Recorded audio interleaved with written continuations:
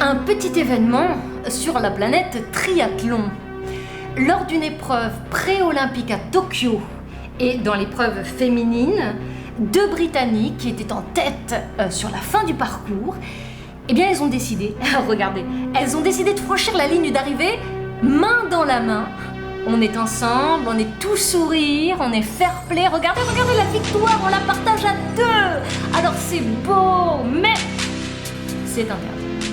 Et donc, oui, c'est interdit, les deux athlètes ont été disqualifiés. Je vous cite l'article.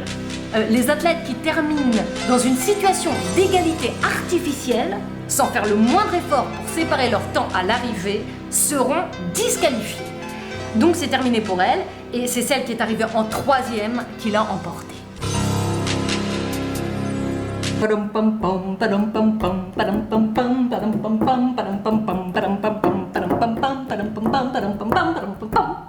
Heureux ceux qui en ont plus que deux, car ils finiront par braver les cieux, les étoiles et tout ce qu'il y a au-dessus d'eux, avec 3 couilles. Ils réaliseront tôt ou tard tous leurs vœux. Ils voudront toujours plus.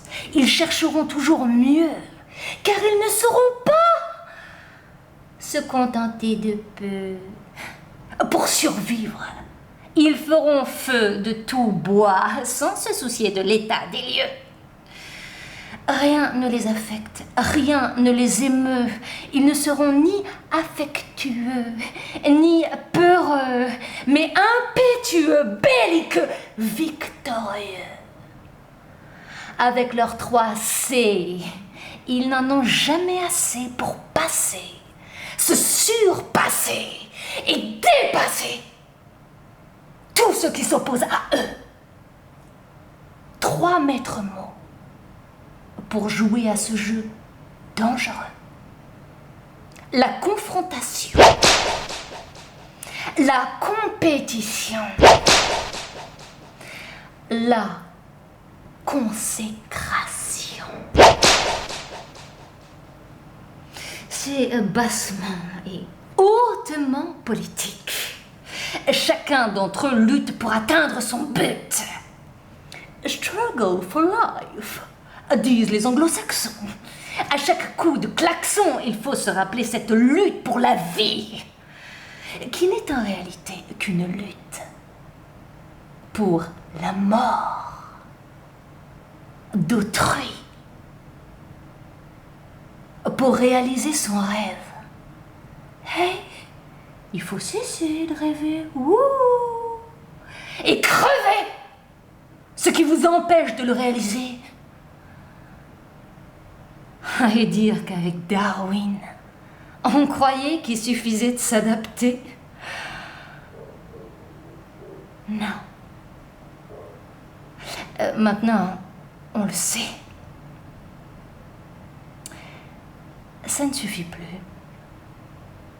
Il faut faire tout. Péter! Exploser les autres, sous peine d'être explosés. Les 2 corones ne sont plus suffisants, il en faut 13. D'où le stress de ceux qui nous disent la messe. Un exemple pour ceux dont le niveau d'intellection est en baisse. 2 épiciers exploitent, chacun de son côté, un petit fonds de commerce.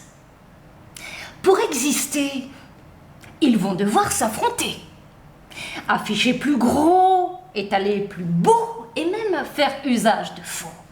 Et ça, c'est le premier moment, celui de la confrontation. Un front qui monte à l'assaut d'un autre front, c'est frontal et banal.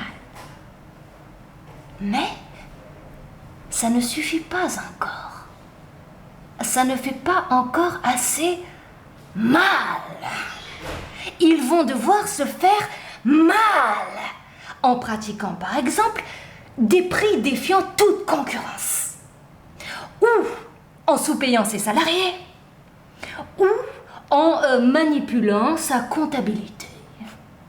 Ça Ça, c'est le deuxième moment, celui de la compétition, et qui exige qu'il y ait un vainqueur et un vaincu, un enrichi et un appauvri, un nanti et un âne, et anéanti, parce que tout est question de munitions, de cartouches, pour faire mouche. Mais cela ne suffit pas. Il en faut plus pour nos fines bouches. Et l'épicier qui a vaincu en est même convaincu. Sa victoire ne lui semble pas sceller le sort de son rival. Il voudrait lui faire encore plus mal. Le retirer du bal, autrement dit, le tuer. Pour être le seul à régner.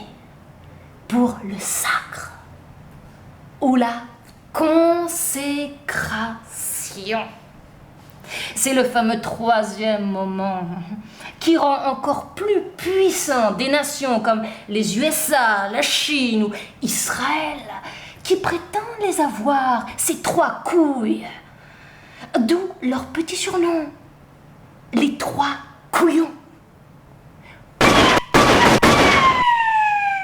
Ah ouais.